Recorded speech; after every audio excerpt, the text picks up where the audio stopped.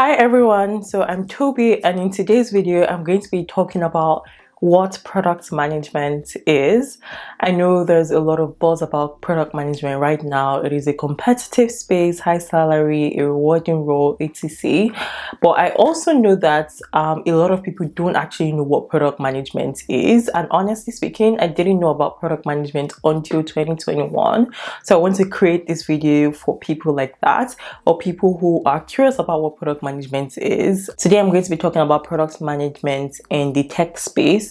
There are product managers in other industries. At the end of the day, I think the function has the same goal, but things may be different. So I'm only going to be talking about product management in tech because I have only been a product manager in tech. So first, I'm going to talk about what is product management. According to Atlassian, product management is a function that guides every step of the stage of the product life cycle. So from ideation to development to positioning, the main focus is the product and the users of the product. From the Atlassian article I'm talking about, according to a guy named Martin Erickson, product management is an intersection of tech, business, and UX. You've probably seen that diagram before. I'll put it up on the screen. Tech in the sense that product management actually happens day to day, like the development of the actual product. For the business aspect, if you're creating a product, it has to be aligned with the business goals and contribute to the business objective. And for the UX aspect, product management focuses on the user experience as well. So at the end, you want a product that is viable, usable, and feasible. Companies break down their function areas in different ways. There's some companies where you see there's one product manager for their Android application, another for their iOS application, one for their web. There's some other companies that do it based on like the user experience. For example, there could be a product manager that is in charge of WhatsApp call. There could be another product manager that is in charge of WhatsApp stories. So they're the ones that kind of make the decision and manage that product and determine what to build next or what to add on that product or how they could improve it. So now let's talk about what product managers actually do. Just know that this is going to be high level. In the future, I'm going to create a video talking about the tasks that we do on a day-to-day, and also going through what a product manager will do from like the product ideation phase up until the ending of the process. But remember, it's an iterative process, but I'll give examples like that. For this video, I just wanted to keep it high level to really understand what a product manager is. One thing to know is that the product function varies across different organizations and even different teams as well in the organization. But one thing that is constant is that the product manager ensures that the team is building the right thing at the right time and ensures that the right thing gets shipped to their users. Product managers have to be on top of and understand the changes in their industry. They need to understand how their business is performing and the business objectives. They need to understand their users, really dig into their users' pain points and figure out how they can improve experiences or deliver value to their users. They need to understand trends in the industry as well as trends in like user behavior changes. Your goal is to identify and solve user problems and give value to the users, and also ensure that it is aligned with your particular business objective. So you really have to know your users, understand their pain points, identify opportunities or gaps, and ensure that your team is shipping the right thing at the right time or working on the right thing at the right time. So for example, you know how I mentioned you have to understand trends in the market and really understand your users.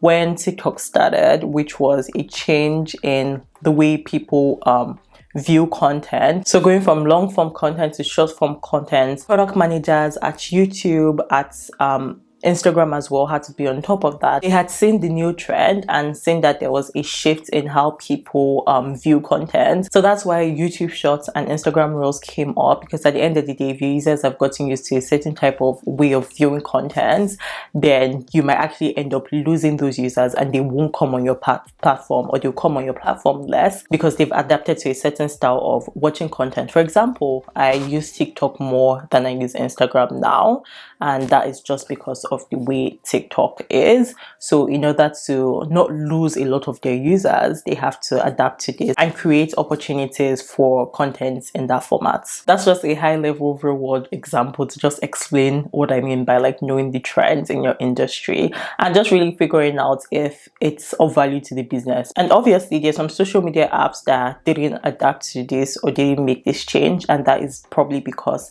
it doesn't change anything for their users and it's not aligned with their business objectives or their type of users. So that's why you need to really understand the type of users that use your platform. Product managers are also in charge of creating a product roadmap, so the vision for the products, what to work on, also prioritizing features, and that comes with like making trade-offs as well on requirements. So you need to make decisions. Sometimes decisions can be really tough. You need to make trade-offs and really try to drive impact. At the end of the day, what you want to do is drive impact, value for your users and impact for the business. You need to think about the return on investment of certain things when you're making like trade-offs or when you're even making decisions. So this could be the return on investment for the business. Some companies or your product team area may just be focused on increasing user engagement. For example, it might be an ad-based platform where their revenue is coming from ads. Then they need a lot of users engaging because that's going to drive more ads for them and more revenue for them.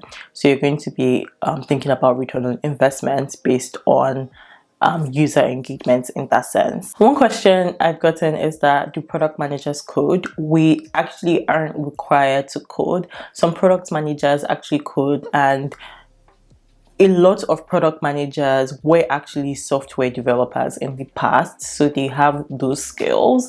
It is not required because now you're in a different product, in a different function, so you need to think of like the return on investment. You need to be the product manager for the team. Product managers are the ones that determine what to build, and the process of determining what to build is a beefy one, and there are different ways that you can determine what to build. It just depends on where your product is at, the stage of your product, the type of company you're in, your team goals, your company goals, etc., the type of users you have. So they determine the what to build. You determine why we need to build this, like why shouldn't we build other things, why is this a priority for us, and really make those tough decisions. And the developers are actually ones that determine how to build and actually do the building work, but we work as a product team together. The product team in most companies usually consists of the product manager, the developers, the designer, the product designer, the data scientist. Sometimes it just depends on the size of the company and what they can afford. We work with different functions in the organization, even outside the product team. We work with the legal function. Sometimes we can work with marketing. We touch base with a lot of functions in the organization, which is cool as well. So as you can see, product management is a critical role in any company that actually develops products. It also requires a combination of technical skills as well as business skills and really understanding your users. At the end of the day, the goal of the product manager is really to do whatever it takes to ship the right products and ship the right thing to the users, something of value, and also think about impact as well. So that do whatever it takes, I mean do whatever it takes. There's no limit to what a product manager should do. You just have to do whatever it takes to ship the right thing to your users and ensure there's value and also impact to the business. That's the end of this video. I really hope you enjoyed it. I hope you now understand on the high level what a product manager does. In the future I'm going to make a detailed video. I hope you really enjoyed this video because I really didn't understand what a product manager did until sometime in 2021. But please don't forget to smash that like button for me. Don't forget to hit the subscribe button. Share this video. I'm sure someone will find it valuable. Someone who is looking to go into product management, or someone who is trying to consider other options. You can share this video with them, and leave comments. Let me know what you think about this video, and I'll see you in my next video. Bye.